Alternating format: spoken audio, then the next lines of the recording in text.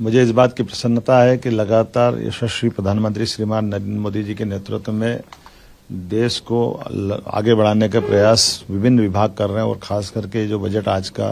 लेखानुदान के नाते से आया, पूर्ण बजट तो जुलाई में आएगा, लेकिन हम सब जानते हैं कि उनके सर्वहितैषी सर्वस्पर्शी कामों के आधार पर सभी विभागों पर पर्याप्त ध्यान देते हुए खास करके गरीब, महिला, युवा, किसान पर केंद्रित प्रधानमंत्री ने इस बजट को जो ध्यान केंद्रित किया, जिसके कारण से लगभग 25 करोड़ हमारी आबादी गरीब रेखा से बाहर आई है। ये बहुत बड़ा एक तरह से उपलब्धि है और उसी प्रकार से ये जो देश की दुनिया की चौथी अर्थव्यवस्था के रूप में भारत परिवर्तित हुआ है और आने वाले समय में ये जो नया टेन्योर आएगा, इसमें तीसरी अर्थव्यवस्था का जो उनका संकल्प है, उसका पूरा बेस दिखाई दे रहा है। ये अमृतकाल में भारत को 2047 तक दुनिया का नंबर 1 देश बनाने की दिशा में जो काम किए जा रहे हैं, उसके परिणाम है। और खास करके इस 2 करोड़ लोगों को नए आवास देने की जो कल्पना की गई है, ये तो बगैर कोई कारण से गरीब लोग अपना घर नहीं बना पा रहे हैं, उनके घर पे वो अभिशाप नहीं है, ये परमात्मा की कृपा है। यशस्वी प्रधानमंत्री हर गरीब के घर पक्की छत का जो सपना देखते हैं, उसका ही परिणाम है कि उनने अभी जो पुरानी गरीबी रेखा की लाइन थी, उसमें बड़े पैमाने पे वो काम किया था और 2 करोड़ नए घर का जो संकल्प किया, ये अद्भुत है। इसी के साथ साथ हमारी आंगनवाड़ी, आशा कार्यकर्ता और इनको सबको भी आयुष्मान योजना का जो लाभ दिया है, ये लंबे समय से दरकार थी कि ऐसे जो थोड़े अपनी सेवाएं देते थे गरीब वर्ग है, उनको भी लाभ मिलना चाहिए। आगामी खास करके जिस प्रकार से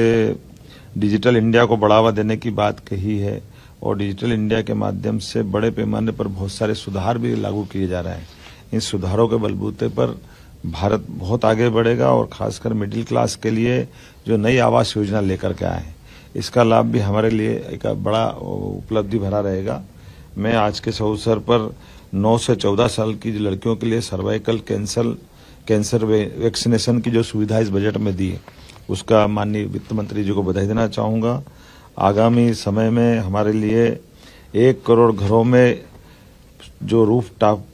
सोलर प्लान के अंतर्गत जो नई योजना बनाई गई, जिसके माध्यम से 1 करोड़ घरों में 300 यूनिट बिजली के बिल की बचत का रास्ता निकाला जाएगा।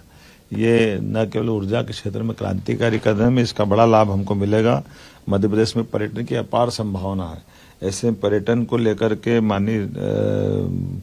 नरेंद्र मोदी जी की सरकार ने वित्त मंत्री जी के माध्यम से लगभग 75,000 करोड़ के ब्याज मुक्त ऋण देने का जो निर्णय किया है, ये हमारे लिए बिल्कुल आमूलचूल परिवर्तन कर देगा।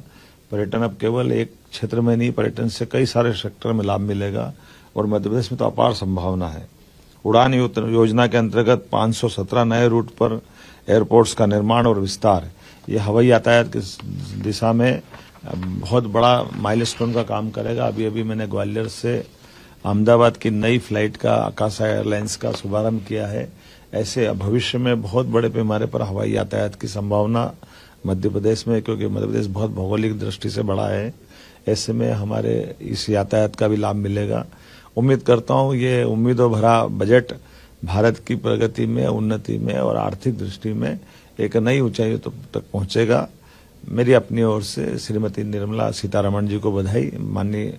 प्रधानमंत्री जी को बधाई। और इसी परिप्रेक्ष्य में हमारे विभिन्न विभागों को जोड़ करके हम अपने लेखानुदान में इन बजट का लाभ लेंगे और मध्य प्रदेश को देश का नंबर 1 का राज्य बनाने की दिशा में आगे बढ़ेंगे।